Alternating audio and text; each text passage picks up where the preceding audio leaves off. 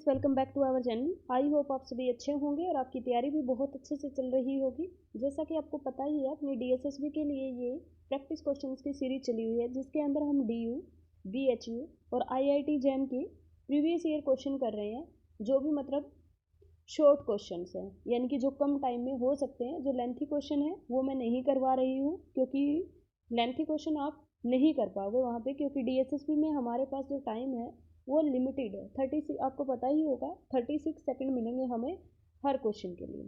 ठीक है भाई, हम इसके अंदर इस सीरीज के अंदर कंप्लीट कर चुके हैं। एक तो मैंने लीनियर अलजेब्रा कंप्लीट करवा दिया है, सीक्वेंस एंड सीरीज करवा दी है, uniform convergence and power series करवा दी है, ग्रुप थ्योरी कंप्लीट करवा दिया हम। ठीक है, अब जो रहते हुए टॉपिक हैं वो भी हम कर लेंगे। और उससे पहले मैंने सोचा, ये जो प्रीवियस ईयर है, मैट्रिक्स के जो प्रीवियस ईयर हैं, वेक्टर स्पेस के मैं करवा चुकी हूँ, मैट्रिक्स के चल रहे हैं। उसके बाद मुझे करवाने हैं, मैट्रिक्स के बाद करवाने हैं, एक मिनट बताती हूँ।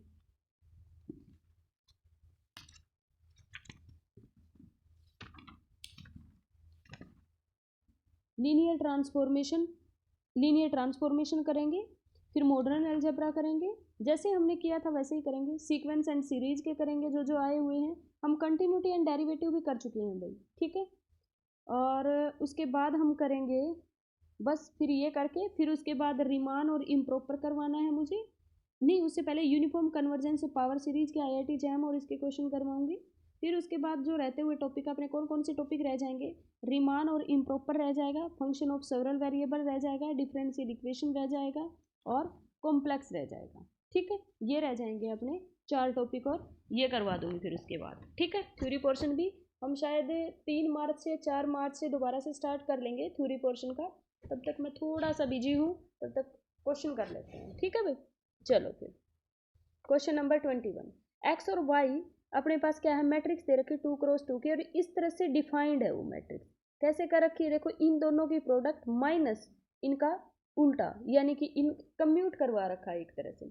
जीरो इस मैट्रिक्स से बिलोंग करता, जीरो क्या है, आइडेंटिटी है इसकी। Denote the zero matrix, consider the 2 statement. 2 statement दे रखी है, एक तो पी और एक क्यू। भाई जो ये स्टेटमेंट है, इसको आप खोलोगे तो कैसे खोलोगे, देखो एक्स कोमा वाई जेड, पहले अंदर वाले में लगाओगे, फिर एक्स एज इट इज, अंदर वाले में डेफिनेशन लगानी है, तो क्या बनेगा अपने पास, इन दोनों की मल्टीप्लाई, यानी कि वाई जेड और माइनस में जेड एक्स। मैं एक खोल के दिखा देती हूँ, ठीक है। अब दोबारा फिर लगेगा, इसमें क्या होता है, इसी तरह ये क्या बोल रहा है, इन दोनों की मल्टीप्लाई माइनस इनके अपोजिट की मल्टीप्लाई, तो इन दोनों की multiply x y z minus में जेड एक्स, और माइनस में क्या हो जाएगा, y z minus z x into x. इनको आप खोल लेना। सिमिलरली आप इसको खोलोगे, इसको खोलोगे, सिमिलरली इसको, इनका सबका सम करोगे तो तुम्हारी कैंसिल हो जाएंगी सारी टर्म और जीरो ही आएगा। ठीक है, दूसरा बोल रहा है क्यों अपने पास, भाई एक्स वाई जेड, अभी यही वाला देखो इक्वल नहीं आएंगे, यहाँ से बनेगा x y z minus x z x, और यहाँ पे बनेगा तुम्हारे पास, इसको खोलोगे तो, वापस खोलोगे तो कितना हो जाएगा, y z x minus z x, minus minus हो जाएगा plus z x, y z था ना, जेड एक्स वाई, ये बन जाएगा। और दूसरी तरफ अगर इसका निकालोगे तो तुम्हारे पास क्या होगा, वाई इंटू में तुम्हारे पास होगा z x minus x y, और माइनस में रहेगा z x minus x y into में वाई। तो ये दोनों जब खोलोगे तुम तो ये इक्वल नहीं आएंगे, तो इसका पी तो जो रहेगा वो ट्रू रहेगा और Q false, option number B इसका करेक्ट रहेगा। नेक्स्ट है क्वेश्चन नंबर 22। 22 में दे रखा है कि consider the system of linear equation. आपको system of linear equation consider कर रखी है, ये दे रखी है। ठीक है, ये कह रखा है कि x y t variable lambda is a constant, then which of the following is true. ठीक है, लैम्डा की वैल्यू पूछ रहा है भाई, तुम्हारे पास क्या आएगा, ये क्या होना चाहिए, लैम्डा कांस्टेंट है, system of linear equation, unique solution देगा, इनफाइनाइट मैनी सॉल्यूशन, या क्या देगा। देखो आपको क्या करना है, जो गिवन मैट्रिक्स है पहले उसका डिटर्मिनेंट निकालो, 1 1 0, जेड की वैल्यू नहीं है ना, ऐसे लिखना होता है, एक्स वाई जेड टी के कोफिशिएंट 1, दूसरे में निकालोगे 2 0 0 माइनस के 4, नेक्स्ट में निकालोगे तो तुम्हारे पास, एक मिनट में पेज थोड़ा सा ले लेते हैं। देखो पहले में आएगा 1101, दूसरे में आएगा 200 माइनस का 4, और फिर अपने पास आएगा 110, और नेक्स्ट में है 1 -3 -1 और माइनस का 10। ठीक है भाई। इस क्वेश्चन में ना मिस्टेक है, इस क्वेश्चन में मिस्टेक है क्योंकि लैम्डा की वैल्यू कहीं दे ही नहीं रखी, इसको छोड़ दो भाई, इसमें मिस्टेक है, लैम्डा है ही नहीं ना कहीं, लैम्डा कहीं लोगे तभी तो लैम्डा की वैल्यू बताओगे। ये गलत प्रिंट हो रखा है। नेक्स्ट है क्वेश्चन नंबर 23 में अपने पास एक 5x5 की मैट्रिक्स है, I J belongs to this, P I J denote the I J th entry, और ये 5x5 की मैट्रिक्स ये दे रखा है p I j is equal to, पता है ये क्या दे रखा है, ये नेट में आया हुआ क्वेश्चन है। देखो ये दे रखा है तुम्हारे पास P11 होगा, जैसे P12 होगा एंड सो ऑन, P15 होगा, P21 होगा, P22 होगा। इसने कहा पी आई जे पी आर एस के इक्वल होगा अगर I plus R is equal to I plus R, यानी कि आई प्लस आर इन दोनों की का सम इन दोनों के इक्वल हो जाए। ठीक है, मतलब पहले पहले कोऑर्डिनेट की। अब जैसे 1 + 2 3, 2 + 1 3, तो ये जो कोऑर्डिनेट है ना ये एक ही काउंट होंगे, मतलब जो वैल्यू यहाँ होगी वही वैल्यू यहाँ होगी। सिमिलरली ये तो एक ही है, ये जो बनेंगे ना तीनों एलिमेंट, इनमें भी ऐसा ही होगा कि आई प्लस आर, मतलब पहले पहले कोऑर्डिनेट का सम दूसरे दूसरे कोऑर्डिनेट की, इसकी जो डायमेंशन होती है ना बच्चे वो 2n-1 होती है। ठीक है, आप निकालोगे, देखो ये 1 होगी, ये 2 होगी, ये 3 होगी, ये 4 हो जाएगी, ये 5, तो n की जगह 3 पुट करना, 5 वैल्यू आएगी। n की जगह 5 पुट करोगे तो 5 2 जा 10 -1 9 वैल्यू आएगी। तो इसने दे रखा डायमेंशन अपने पास 5 होगी, ये गलत है। Dimension of S over R 11 होगी, नहीं 9 होगी, ये भी गलत है, ये भी गलत है, ये भी गलत है। ये सिमेट्रिक मैट्रिक्स बनेगी, ये करेक्ट है। P belongs to S and all entries of P are integer, then 5 divides the sum of all the diagonal entries, ये भी करेक्ट है। इसके B और C दोनों फॉल्स है, पूछा क्या हुआ, फॉल्स पूछा हुआ, तो दोनों ही ऑप्शन आएंगे B और C। ठीक है भाई। नेक्स्ट है, ओके देखो कितना सजा के दे रखा। आपको पता है हर्मिशन मैट्रिक्स क्या होती है, A theta is equal to A आ जाए तो Hermitian matrix, A theta is equal to minus A आ जाए skew Hermitian matrix, A transpose is equal to A आ जाए symmetric matrix, A transpose is equal to minus A आ जाए skew symmetric matrix. Skew symmetric matrix के जो diagonal elements होते हैं वो जीरो होते हैं, स्क्यू हर्मिशन के जो डायगोनल एलिमेंट होते हैं वो जीरो और प्योरली इमेजिनरी होते हैं, हर्मिशन के प्योरली रियल होते हैं, सिमेट्रिक के तो अपने पास कोई भी एलिमेंट हो जाता है, रियल तो होते ही है क्योंकि ओवर आर बनाती है ये। ठीक है, कितना सजा के तुम्हें दे रखा है, denote the obtained from m replace, ये कॉन्जुगेट को डिनोट कर रहा है, कॉम्प्लेक्स एंट्रीज का कॉन्जुगेट। देखो आपको एच जो दे रखा वो इस तरह से, where this transpose and dimension पूछ रहा है इस एच की। ठीक है भाई, देखो आप, मैंने बताया ए थीटा इज इक्वल टू अपने पास ए जो होता है वो हर्मिशन मैट्रिक्स, इसका मतलब क्या होता है थीटा का, थीटा का मतलब होता है transpose conjugate is equal to में ए, यही होता है। आप एक काम करो, दोनों इसको ये लिख सकती हूँ मैं, ए कॉन्जुगेट का ट्रांसपोज इज इक्वल टू में ए, आप दोनों साइड ट्रांसपोज ले लो क्योंकि कोई फर्क नहीं पड़ना, ट्रांसपोज से ट्रांसपोज कैंसिल होके क्या आ गया, ए का कॉन्जुगेट, और इज इक्वल टू क्या आ गया, ए ट्रांसपोज, यही तो दे रखा है, एम का ट्रांसपोज इज इक्वल, तो एक ऐसी मैट्रिक्स है हर्मिशन, इसकी डायमेंशन पूछ रहा है। हर्मिशन और स्क्यू हर्मिशन की डायमेंशन होती है एन स्क्वेयर, हाँ सिमेट्रिक की मैट्रिक्स की डायमेंशन होती है एन प्लस 1 बाय में 2, स्क्यू सिमेट्रिक की होती है एन -1 बाय में 2। हर्मिशन और स्क्यू हर्मिशन की एन स्क्वेयर होती है क्योंकि जो होता है सी ओवर आर बनाता है डायमेंशन। ठीक है, तो इसकी अपने पास 4x4 की तो डायमेंशन कितनी होगी, 4 का स्क्वेयर यानी कि 16, ऑप्शन नंबर बी इसका करेक्ट हो जाएगा।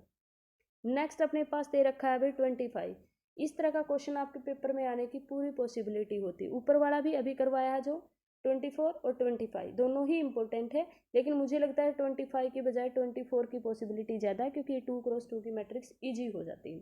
3x3 की रियल मैट्रिक्स दे रखी है, आइगन वैल्यू इसकी ये दे रखी है, v1 v2 v3 इनके कोरस्पॉन्डिंग आइगन वेक्टर दे रखे हैं। आपको उससे पूछा हुआ कि p corresponding to the eigen value this, p क्या है, मैट्रिक्स है।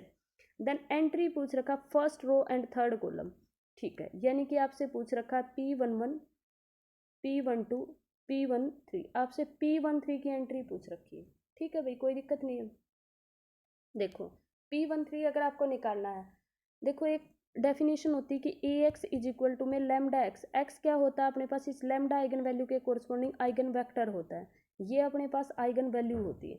अब पहली आइगन वैल्यू है 0, आइगन वेक्टर तुम लेट कर लो, ये तुम्हारे पास मैट्रिक्स है, लेट अस सपोज दैट उसके कोऑर्डिनेट हैं x y z a b c a dash b dash c dash, ठीक है। और ये मैंने ले लिया एक्स वाई जेड, लैम्डा मैंने आइगन वैल्यू ले लिया, तो 0 इंटू में एक्स वाई जेड, 0 से मल्टीप्लाई करूंगी तो 0 0 आ जाएंगे ये सारे वेक्टर।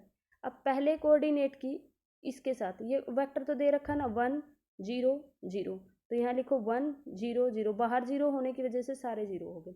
पहले कोऑर्डिनेट किसके साथ मल्टीप्लाई करूंगी, क्या आ जाएगा x इंटू 0 वाई जेड, तो क्या आ जाएगा अपने पास x, सॉरी भाई सॉरी सॉरी सॉरी सॉरी,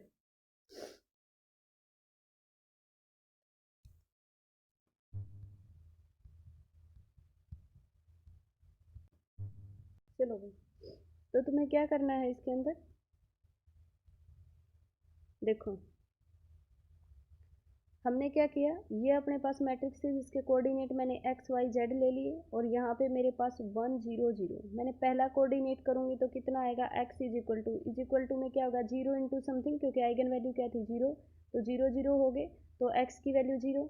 फिर मैंने a b c ले लिया, a dash b dash c dash, इस वेक्टर के साथ अगर करूँगी तो a की वैल्यू भी क्या आ जाएगी 0, और यहाँ से a डैश की वैल्यू भी आ गई 0। दूसरा वेक्टर क्या दे रखा, आइगन वैल्यू दे रखी 1, और वेक्टर दे रखा 1 1 0, तो 1 1 0, और आइगन वेक्टर यही रहेगा 1 1 0, और बाहर आइगन वैल्यू 1 है तो 1 से मल्टीप्लाई करूँगी तो यही आ जाएगा। पहला करूँगी तो क्या होगा, x plus y is equal to 1, ठीक है, x की वैल्यू 0 है तो y की वैल्यू कितनी आ जाएगी 1, ठीक है भाई। फिर अपने पास दूसरा करूँगी तो a plus b is equal to 1, इनकी इसके साथ इसकी इसके साथ, और इज इक्वल टू में रखेंगे, और जब इसकी इसके साथ इसकी इसके साथ इसकी इसके साथ पहले वेक्टर के साथ, फिर इसकी इसके साथ इसकी इसके साथ इसकी इसके साथ दूसरे वेक्टर के, इसकी इसके साथ इसकी इसके साथ इसकी इसके साथ मल्टीप्लाई तीसरे वेक्टर के, तो यहाँ से अपने पास a की वैल्यू 0, b की वैल्यू कितनी आ गई 1, पूछा किससे है हमसे z की वैल्यू। अब हम क्या करेंगे, तीसरा वेक्टर रखेंगे, आइगन वैल्यू है -1, और वेक्टर दे रखा अपने पास 1, ये दे रखा, तो आप लिखोगे 1 0 1, माइनस से मल्टीप्लाई -1, यहाँ अपने पास 1 0 1, पहले वेक्टर की करोगे x प्लस वाई, सॉरी यहाँ 0 यहाँ 1 है ना, x प्लस जेड, क्या होगा x plus z is equal to क्या दे रखा है -1, x की वैल्यू 0, z की वैल्यू क्या आ गई -1, यही हमसे पूछी थी, स्टार्टिंग में भी ये निकाल सकते थे, a b c की वैल्यू निकालने की जरूरत नहीं थी, तो इसका ऑप्शन नंबर सी जो है वो तुम्हारा करेक्ट हो जाएगा -1। सिमिलरली ये क्वेश्चन, इसमें देखो क्या दे रखा, अब अच्छे से समझ आ जाएगा, द आइगन वैल्यू अपने पास, इसकी आइगन वैल्यू कितनी है 1 और 2, डायगोनल एलिमेंट्स होते हैं ना अपर ट्रायंगुलर में, रिटन बाय, ये आइगन वेक्टर दे रखा है a प्लस बी की वैल्यू निकालनी, ठीक है। आइगन वैल्यू अगर हमने वही करना आपको, A X is equal to lambda X, lambda क्या आइगन वैल्यू, ये कोरस्पॉन्डिंग आइगन वेक्टर तो दे ही रखा है, क्या दे रखा है 1a, ठीक है।